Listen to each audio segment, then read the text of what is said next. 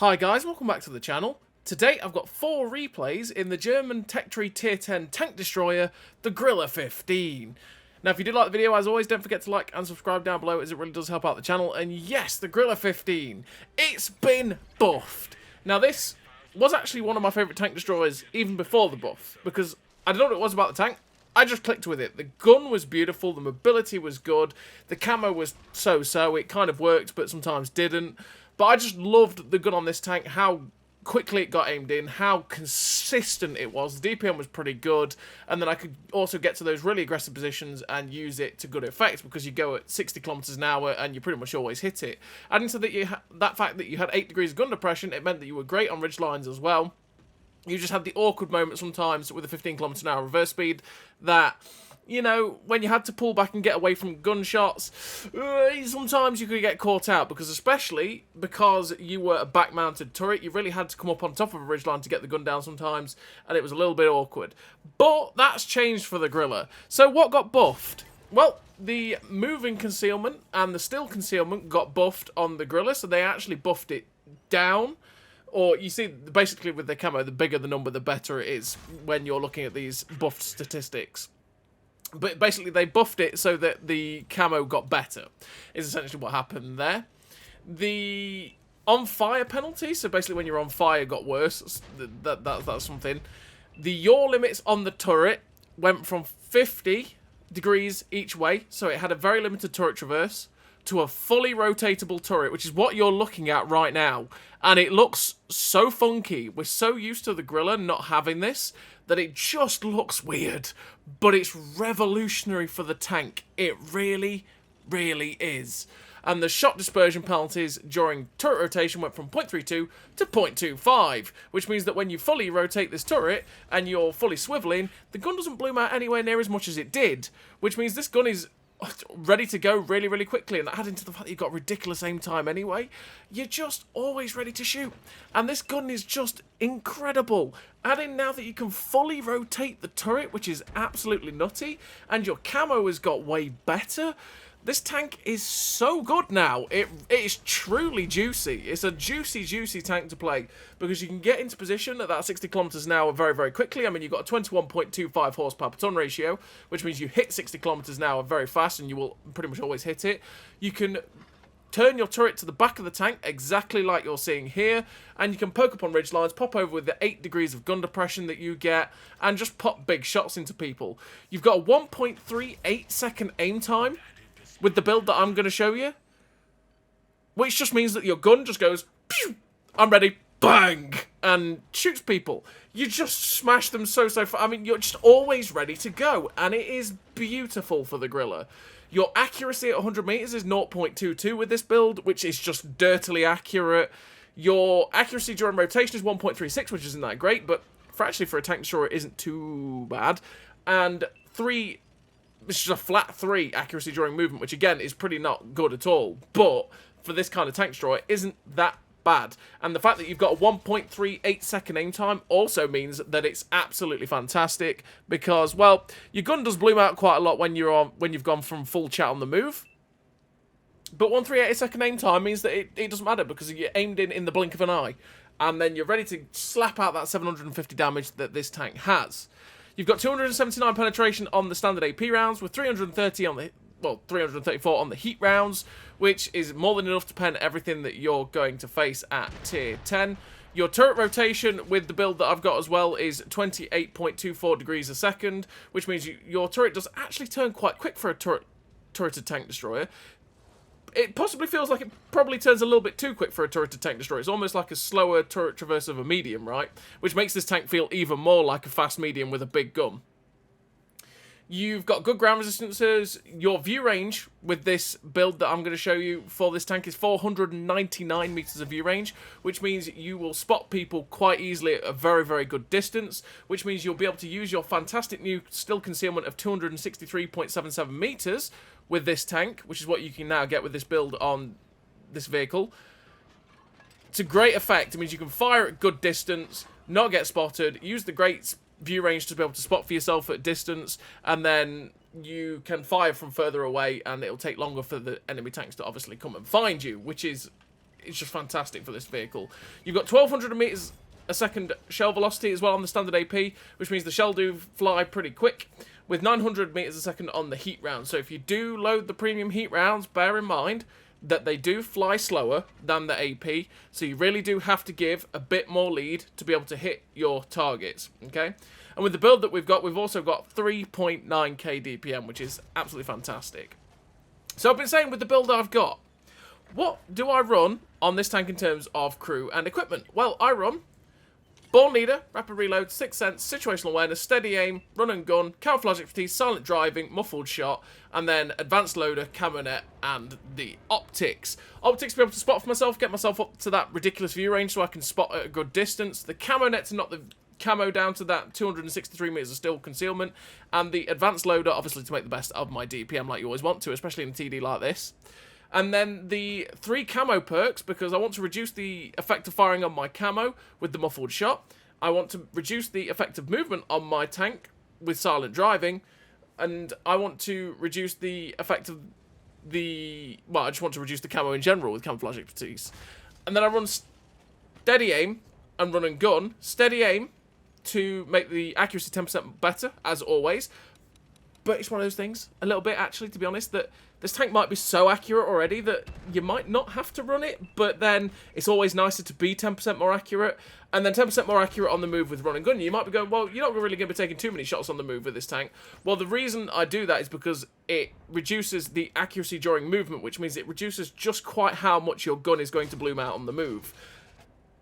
But it might be a little bit overkill, just because of how fast this gun aims in. You might not really feel too much of a benefit of that anyway. So you might want to not run and gun. You might want to run something like Green Thumb to make your camo even better in a bush. You might want to take clutch braking to have better hull traverse, because your hull rotation speed is 24 degrees a second, which is a little bit slow. So you might want to make that better with clutch braking. You might feel like you want to make the turret traverse even better to feel even more medium tanky with rapid aim. There's plenty that you could take. There's plenty of scope for customization on this tank. It's completely down to you and how you want to play the vehicle. So this first game here on Heilbronn so far, we're up to 4.9k damage, and we know where the last set of tanks are. And at this point, I'm starting to get bored of playing this position. I think, you know what?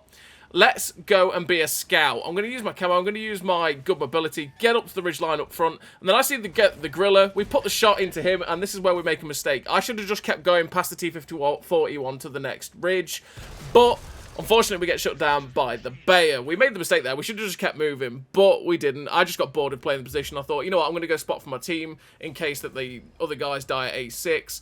And hey-ho, we died. But it is what it is. We finished with the second class, the 1205 base XP, 5.7k damage with 262 assistance. And that first game really showed the flexibility that you get out of the Grille now. It really, really did, because you saw how good the gun was. The gun was always ready to go. It was just like bam, bam, bam, smashing the rounds out. We flew to the position we wanted to be at 60 kilometers an hour, and when we also used the fantastic new flexibility that this vehicle has in turning the turret over to the back of the tank and being able to pull over the ridgeline with the gun aiming over the back, and then we could pull away very, very fast when we got spotted so as not to get hit. The turret traverse change with the camouflage change, sometimes when I'm playing this vehicle, I mean, I really like it because it's really nice for this tank, right? But it feels like it might have been just a little bit too much together. If I was going to have buffed the Grille, I would have been quite happy with it being, you know, we're going to change the turret traverse, or we're going to change the camo, and then that was it, and that would have been fine. But it does feel really, really strong now with those two changes. I do feel like that was probably a little bit overkill, but we'll take it for the Grille. We'll take it because it's a beautiful thing for this tank. It's just made it absolutely phenomenal. Is it better than a Turan? No. Realistically, it's not better than a Turan. But then, that's because the Turan is completely overpowered. So do we want this thing to be anywhere near the Turan in terms of performance? No, because then we'd just have another overpowered tank destroyer, right? So, yeah, sure, the Terran is still way better than the Grille, but you can get this thing for free, and it is absolutely fantastic. So, it's well worth going for. I mean, I always thought it was well worth going for anyway, because I really, really enjoyed this tank. I just always loved the gun performance, always loved the mobility, and I just felt like I could do so much with it. And now, even more so, it's just, for me, absolutely nutty. So we're on to the second replay.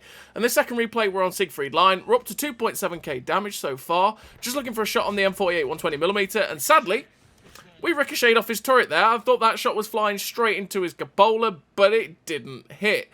And I don't want to move forward now because naturally that guy is there in a position that is just not good for us. If we were to go attack that ridge line along the 6 line, he's just going to shoot us in the ass. And we don't want that. We just need him to go. So you know what?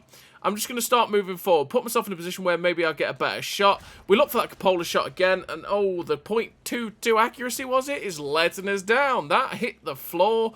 Doesn't feel like it should have done with this kind of accuracy that this gun has, but hey-ho, RNG giveth, RNG taketh at times. You hit some, I mean, we hit that shot on the Grille, on Heilbronn, and that shot on the move on the Grille was filth, because that probably shouldn't have hit. So that fully aimed shot on the M48 120mm, yeah, okay, you know, it is what it is. So we try and go for the shot on the side of this Centurion AVRE's turret there, but sadly it hit the floor because we didn't fully aim the shot before we fired, but I did feel like the AVRE was going to pull back. And now we're going to move up closer to the enemy targets in front of us where this pillbox is, because I want to be able to just pop over the ridgeline, use 8 degrees of gun depression, and slap out. And again, this is what the Grille can be good for, because beforehand, if I wanted to shoot these guys, I would have had to go over front first. They would have seen my front easily every time, straight away, and then trying to get back from these guys from popping a shot would have been awful. But this is where we do make a bit of a mistake, and we probably get a bit lucky. I just want to shoot this Centurion AVRE get in the way of things, and we end up taking a lot of hits, lose most of our hit points. I know that the E4 had already fired at me, so I decide, well, I've already got better DPM than you, Mr. E4. I know I can shut you down, and we use the pillbox as cover to not get shot by the other guys. But we did make the mistake there in taking all those shots, because I literally just went, oh, I just want to shoot this AVRE, because who doesn't want to just shoot the AVRE? We're up to 3.5k damage with that 163 assistance, and we're now angling for a shot at the Leopard. But we get detected and spotted, and I'm like, what is that possibly could do it? Oh, there we go. The Leopard poked up, give us a free shot, straight through his turret, and it broke his gun so he couldn't fire back. And once again, you're just seeing how good this gun is. It's always ready to go. That Leopard poked up, went, hello, friend, and I went, oh, aim, bang. Got him. Now we're going for the 50B, slapped the shot through. Wasn't really the most well-aimed shot in the universe, but it still went through his upper plate anyway, because we've got a good pen. And good night, Mr. 50B. We're up to 4.8k damage with that 3 kills. And you can see, I'm just watching. I was just watching that IS-32, because the IS-32's been watching us. And now he's looking away. It's like, hello, Mr. IS-32, RBRT the shot over, and poke back. Straight back over to not get shot by those guys and get killed, because, again, that the IS-32 can double barrels and kill us in one shot. The IS-32 fires, so now I'm thinking, okay, Mr. AVRE, good night, my son. And we get rid of the AVRE there. He's gone. The IS-32 shuts down our batch at 25T, just waiting on our reloads. And yet again, the IS-32 is just staring at us. If he has double barrels in, he could have killed us. But I thought, you know what? I'm just going to chance it. And we get the RBRT shot straight through his upper plate there. Again, with the armor on the IS-32, it is pretty decent, but it's not good enough to block 279 pen. And we managed to shut him down.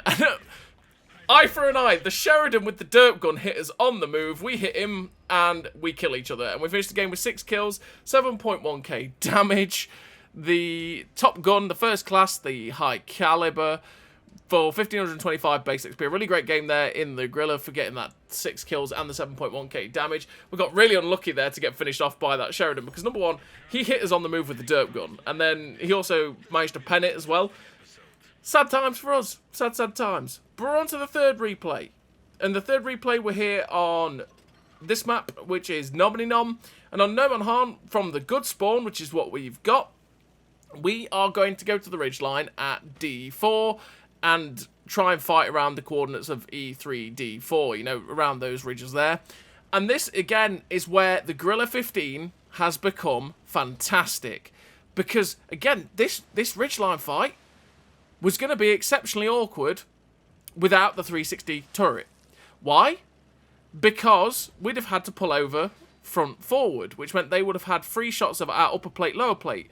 And once again, now we can do this, exactly what you're seeing here. They will have very limited tank to actually shoot at. And the moment I get spotted after I've fired, I can pull forward at near 60 kilometers an hour straight away, especially on a ridgeline, right? Because the moment I pull forward, I will hit that top speed very, very quickly going downhill. So you can just get away. This flexibility is beautiful, and that's the extra camo as well, by the way, that this tank has picked up. We fired at the 5100, didn't get spotted. We fire at the medium tanks there, do get spotted, but that's because they've got better view range than the 5100, and plus they're a little bit closer. But we're also spotting those guys, so we spotted the Turan, and we're getting assistance on these guys too. So we're just... Again, the camo being better on this tank now is also helpful for this sort of thing, because we can poke over, we're not spotted as we do it, and we can just keep putting shots out. We see the TS5 down here. It's like, well, Mr. TS5 can get shots at me on my right as I get spotted. He's just waiting for us to get lit up, so I may as well put a shot straight through the lower plate of the TS5. If I can get rid of that TS5, that would be great, because then I can just focus on the guys at D1 again. Because there's definitely people up there like the Turan, then we want to get rid of them if we can, because, well, you always want to get rid of the Turan. But we poke over, the TS5 doesn't get lit up, so we're just going to keep putting shots out as consistently as we can. We get the shot in to shut down the Hydra. We're up to 3,063 damage, 987 assistance, and again, we are getting spotting. We get unspotted, we're just going to poke straight over, look at the TS60, pop the RBRT shot straight into the CS60's side, because we knew he had his side, we didn't really have to aim it, we were just basically aiming at that guy with the RBRT, so that we could RB it, fire, and the moment we watched that shell fly, we could just pull forward straight away. We didn't have to worry about, you know, aiming it up and then fiddling about to go forwards, which is not necessarily that hard anyway, but you know what I mean, if we could do it, we could do it. We were waiting for the Turan to get spotted. The Turan did get spotted. We hit him and set him on fire, and oh baby, we leave him on 9 hit points? Really, game? Oh, come on. He's now going to be mad, and we want that guy dead. But we knew the Turan was up there, because he was always going to be up there. So we were just waiting for him to get respotted so that we can get rid of him. Once that Turan's gone, glorious, because we're not going to get hit for like near 1,000, and then we can focus on shooting the other people. So we try and pop a blind shot there at the Turan. We get spotted, which means he was definitely up there. We just missed. The 780 drives up in a weird position, so we pop down a little bit further on the ridgeline, get the shot straight through, and finish him off. Artillery starts to look at us again, but we're like, nope, I'm not falling for that artillery. I don't want the shell. He decides to shoot someone else, though, and we're just going to pop over, hopefully get the shell in to shut down the Turan, waiting for him to give us the perfect shot, and there we go. Good night, Mr. Turan. We're up to 2.5k spotting with 5.5k damage. There's 8 tanks left on the enemy team, and it's 14-8. So far, this game is looking pretty good. And I'm thinking, right, do I want to be more aggressive now? I think I do. I want to move up to the next rock, be a bit more aggressive, see if I can get shots into the TS60 and the Stone Cold. Sadly, that shot there on the TS60 did not pen, and it bounced off his rear, which was kind of awkward. I pop over to see if I can get a side shot into the TS60. I try and get the lazy aim shot in there, but sadly, where we auto-aimed, his centre mass, was actually behind the rock. So we couldn't shoot that guy with the RBRT. We ended up hitting the rock, which is a bit lazy. And then we get a bit awkward shot there by the TS60 again, because, well, we poked a little bit too soon. We try and get the RBRT snap onto the Stone Cold, and it missed. Their Grille 15 is, well, I don't even know, to be honest. He's doing things. So we pop the shot in. I have no idea how that hit, because that probably shouldn't. Well, to be fair, that was just bad RNG that worked out. We actually got the shot into that Grille 15, but we've got the TS60 with the Stone Cold. So the TS60 popped a blind shot. We can kill the TS60 in one shot. The Stone Cold is hiding behind the rock, as he should, because, well, he's got a Grille 15 looking at him that he's struggling to see. We spot the TS60, but this TS60 knows. He knows things. He knows we're here, so he's been as careful as humanly possible. He gets shot by our friends, and this is the time now to start to maneuver forwards instead of driving backwards, so that we can try and again maneuver a position to shoot the Stone Cold, who's behind these rocks. We know there's a TD spotted down there at the Grille, and we know exactly where the Stone Cold is, so we're just going to boost with food so that we get the best out of our DPM, gun handling, everything.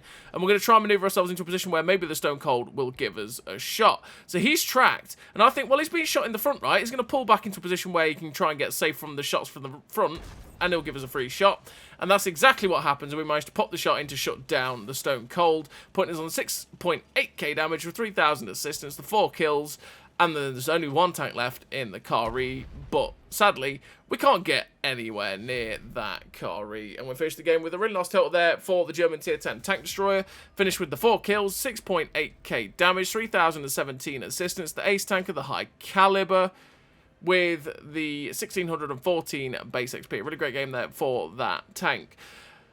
And we're on to the fourth and final replay of this video. And the fourth and final replay, we are here on this map, which is Rosenai.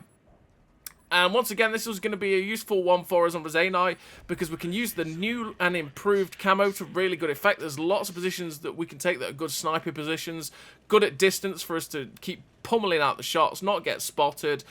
And then we can also use the fully traversable turret now as well, to be able to use some really great positions where we can pull into a bush and then run away at full speed. Honestly, the buffs to this tank have made it absolutely spectacular. I enjoyed every single second of playing this tank to get these replays for the video, and it's just a pleasure to show it off, because it's glorious, honestly. It really, really is. I do feel like the fully traversable turret is probably a little bit too much for the Grille, right, in the end. But at the end of the day, well, we'll take it. We'll take it. And it's a tech tree tank, right? So if it does prove to be too much, and statistically you can see that it's overperforming, they will end up nerfing it at some point, you know? It is what it is. It's not like one of the premium tanks where they over buff it, make it OP, and then never ever change it ever again. So you take it sometimes if they do make a tech tree tank pretty crazy, and then they can just change it out if they need to. So, we're on Rosenai. On Rosenai, again, here, we're taking this very aggressive bush here, because we can get shots out towards the M4085 that's spotted over there, and anything else that maybe gets spotted. Another medium tank gets spotted on the ridge, the bat chat, so we put a shot straight through the bat chat there. Again, you just see how snappy this gun is. It's absolutely beautiful. Because we're in bushes, we actually spot the 5120. We've got a bush between us, which means that we might not have got spotted there, but, well, sadly we did. But with that bush between us and the 5120, that meant that he really did struggle to spot us, and we put a big shot into that guy there.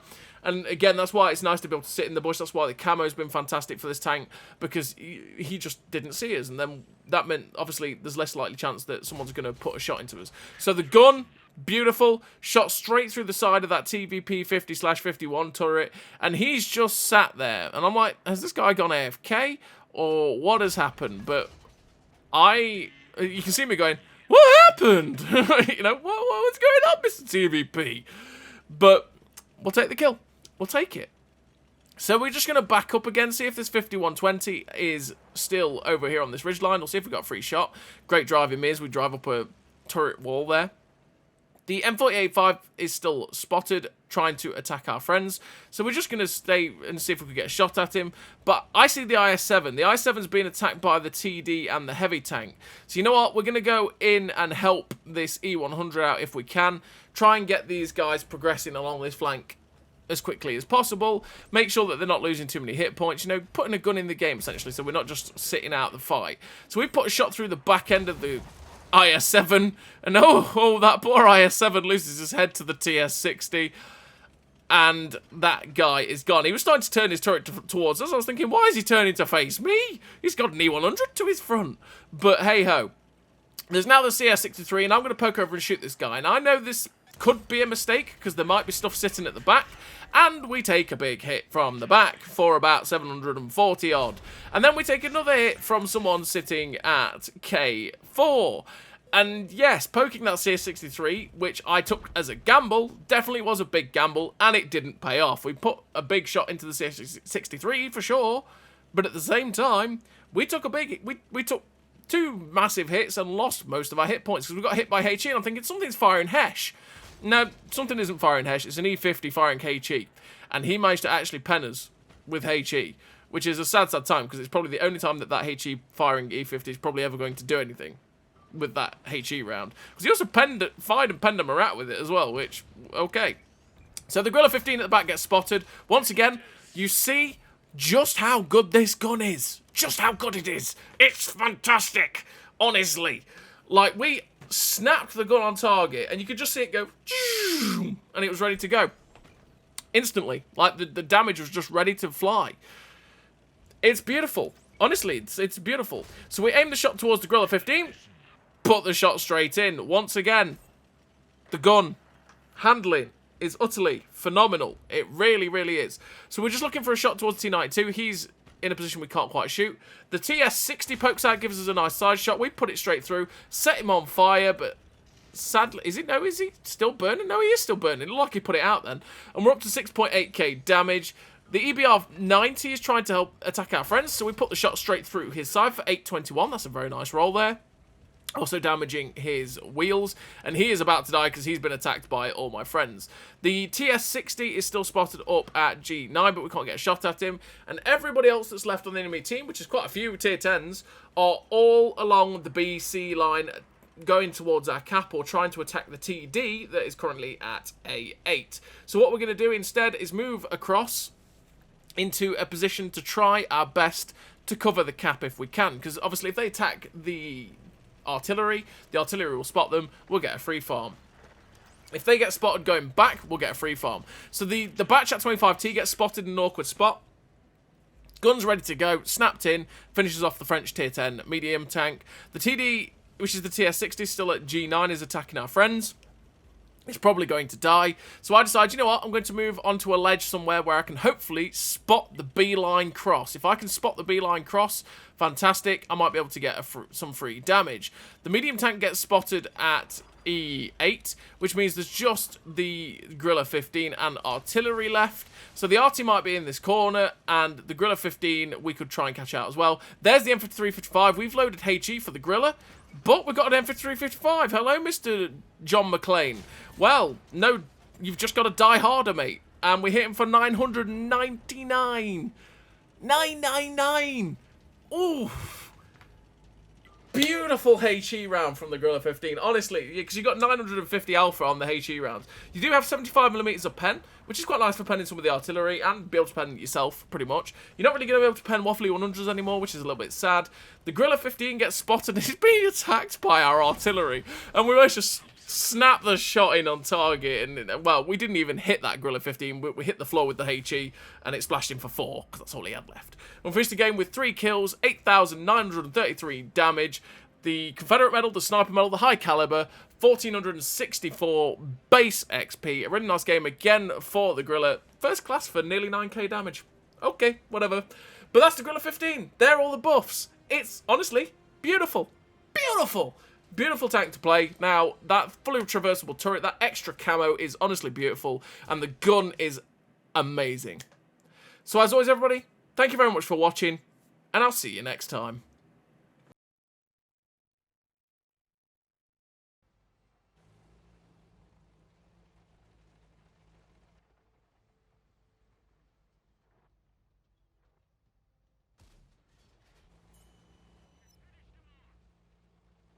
A great success.